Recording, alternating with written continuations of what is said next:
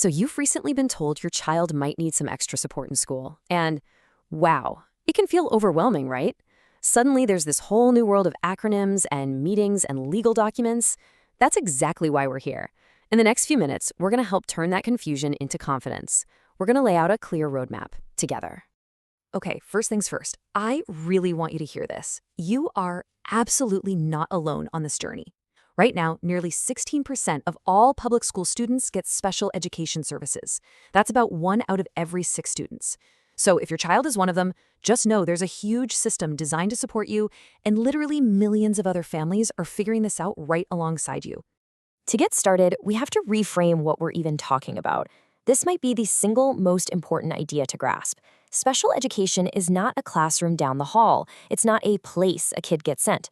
Instead, think of it as a set of services and supports that come to the child, built specifically for them, whether that's a reading specialist for a student with dyslexia or an aide who helps out right there in their main classroom. Okay, so who exactly does this system support? Let's dig into the why behind these services, because the range of learning needs that can qualify a student is way broader than most people realize. As you can see here, we're talking about a whole variety of needs that are covered under a big federal law called IDEA. That stands for the Individuals with Disabilities Education Act. The biggest slice of the pie is for specific learning disabilities, which is where dyslexia falls, but you also see speech issues, ADHD, autism, and more. Now, here's the key. A diagnosis by itself isn't enough. The school also has to determine that the child needs specialized instruction to actually make progress. You know, as we talk about all this, you're going to hear a word pop up more and more: neurodivergence. It's a really modern, strength-based way to have this conversation. It helps us move away from the language of deficits and problems and toward an understanding that some brains are just wired differently. It's not about something being wrong. It's just about a natural and often valuable variation in how people think. And that's why this shift in thinking matters so much. This neurodiversity movement pushes all of us to see the whole child. Instead of only asking, what's the problem here, we also get to ask, what are this child's unique strengths? When we recognize that a kid with ADHD might be a brilliant creative problem solver, or that an autistic learner has an incredible eye for detail, we can build on those strengths while we support their challenges. So we've covered the who and the why. Now let's get into the how. This part's a big deal. There are 2 main legal paths to get support in school, something called an IEP and something called a 504 plan. And let me tell you, understanding the difference is absolutely crucial. All right, here's the main difference, boiled right down. An IEP is all about providing specialized instruction. It actually changes how a child is taught. A 504 plan, on the other hand, is all about access. It provides accommodations, things like extra time on tests, to level the playing field so the student can access the same curriculum as everyone else. So one changes the instruction itself, and the other provides access to it. It's a really important distinction. This chart lays it all out pretty clearly. You can see the purpose is different, the rules for who's eligible are different, and the final document you get is different. An IEP is a really comprehensive plan with very specific, measurable goals. A 504 plan is usually a much simpler document that just lists out the accommodations.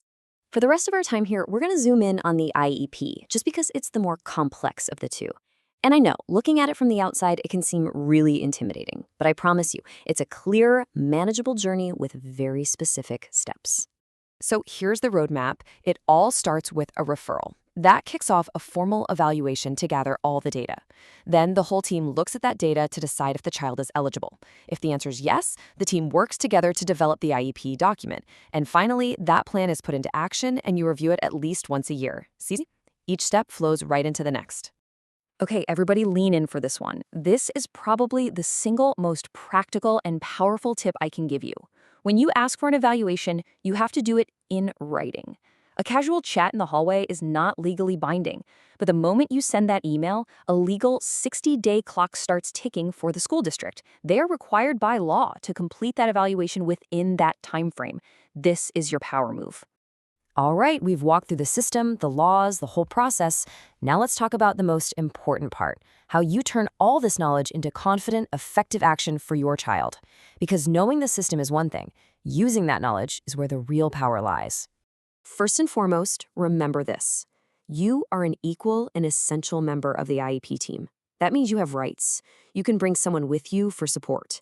You never have to sign a document right there on the spot if you feel pressured. You can even sign just to show you attended the meeting without actually agreeing to the plan. These rights are your armor. Know them before you walk in that room. So knowing your rights is your foundation, it's your shield. But how do you actually use your voice effectively in those meetings? What are the game-changing questions that turn you from just a listener into a real partner? Okay, you might want to write these down. Here are 5 powerful questions you can take with you to your very next meeting. Asking for the data, that keeps the conversation based on facts. Asking how goals will be measured, that ensures accountability. Asking who, specifically, will be providing the services, that's about quality. And asking what you can do at home, that builds a critical bridge between school and home. These questions will change the entire dynamic of the meeting. You know, this really gets to the heart of everything. True, powerful advocacy isn't about being confrontational or being the loudest person in the room.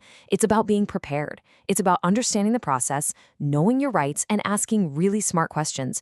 That knowledge is your superpower. So, as we wrap up, I want to leave you with this one question. Whether it's drafting that first email to request an evaluation, or just looking up your parental rights online, or preparing your questions for the next meeting, what is the very first concrete step you are going to take to move from that place of confusion to a place of confidence for the child in your life?